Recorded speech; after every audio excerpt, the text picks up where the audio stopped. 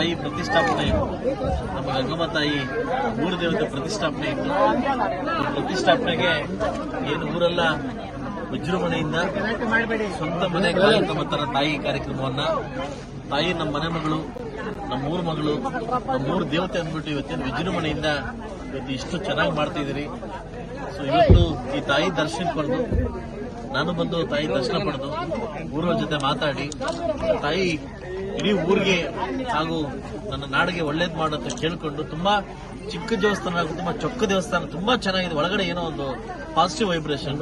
ನನ್ನ ಜೊತೆ ನಮ್ಮ ಲಾಯರ್ ಗೋವಿಂದನ್ ಕೂಡ ನಾವೆಲ್ಲ ಸೇರ್ಕೊಂಡು ಮತ್ತು ನಮ್ಮ ನಮ್ಮ ನಮ್ಮ ಮಾಜಿ ಪ್ರಧಾನರು ಮುನ್ಸಾಮ್ಗೌಡರು, ನಮ್ಮ ಲಕ್ಷ್ಮಣರು ಹಾಗೂ ಮುನ್ಸಾಮ್ಗೌಡರು ಮತ್ತು ನಮ್ಮ ಜಗದೀಶ್ ಅವರು ಮತ್ತು ಎಲ್ಲ ನನ್ನ ಪಂಚಾಯಿತಿಯಲ್ಲಿ ಮತ್ತು ನಮ್ಮ ಮಂಜಣ್ಣವರು ಎಲ್ಲ ಸೇರ್ಕೊಂಡು ಇವತ್ತು ದೇವಸ್ಥಾನಕ್ಕೆ ಬಂದು ದರ್ಶನ ಪಡ್ಕೊಂಡಿದ್ವಿ.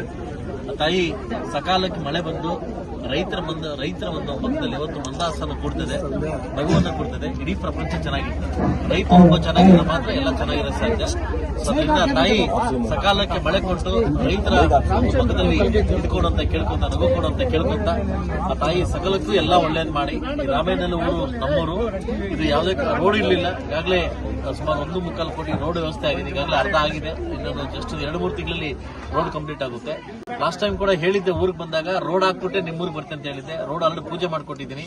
ಸೊ ಇನ್ನೇನು 2 ಅಥವಾ 1.5 ತಿಂಗಳು 2 ತಿಂಗಳ ರೋಡ್ ಕಂಪ್ಲೀಟ್ ಮತ್ತೆ ರೋಡ್ ಪೂಜೆ ಕೂಡ ಮತ್ತೆ ಬರ್ತೇನೆ ಅಂತ ಹೇಳ್ತಾ ರಾಮೇನಹಳ್ಳಿ ಎಲ್ಲ ನನ್ನ ಯುವಕರಿಗೆ, ವಿಶೇಷವಾಗಿ ಯುವಕರಿಗೆ ತುಂಬಾ ದೂರ ಬರಮಾಡಿಕೊಂಡು ತುಂಬಾ ಅಚ್ಚುಕಟ್ಟಾಗಿ ತಾಯಿ ದರ್ಶನ ಪಡ್ಕೊಂಡಿದ್ದಾರೆ. ಅವ್ರಿಗೂ ಮತ್ತು ನನ್ನೆಲ್ಲ ನಾಯಕರು ಕೂಡ ಒಂದ್ಸತ ಇಲ್ಲಿಂದ ಹೋಗ್ತಾ ಇದ್ದೀನಿ. ಎಲ್ರಿಗೂ ಒಳ್ಳೇದಾಗುತ್ತೆ.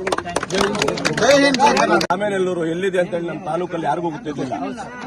ಯಾರಿಗೂ ಗೊತ್ತಿರಲಿಲ್ಲ. ಆ ರೀತಿ ನಮ್ಮ ಶಾಸಕರು ಮಾತೇನು ಹೇಳಿದ್ರು, ಓಟ್ ಬಂದಿದ್ರು ಮಾತೇನಿದೆ, ನಿಮ್ಗೆ ಯಾವತ್ತು ನಮ್ಮೂರೇ ಅಂತ ಹೇಳ್ಬಿಟ್ಟು ಹೇಳಿದ್ರು. ಅದೇ ರೀತಿ ನಾವೇನಕ್ಕೆ ಕರೆಯಲಿ ನಮ್ಮ ಶಾಸಕರು ಇಲ್ಲಿಗೆ ಬಂದು ನಮ್ಗೆ ಏನ್ ಕೆಲಸ ಇದೆ, ನಮ್ಮ ತೊಂದರೆಗಳೇನಿದೆ ಅದನ್ನ ಕೇಳಿ ನಮ್ಗೆ ಮಾಡಿಕೊಡ್ತಾ ಇದ್ದಾರೆ. ಅವ್ರ ಕಡೆ ನಾನು ತುಂಬಾ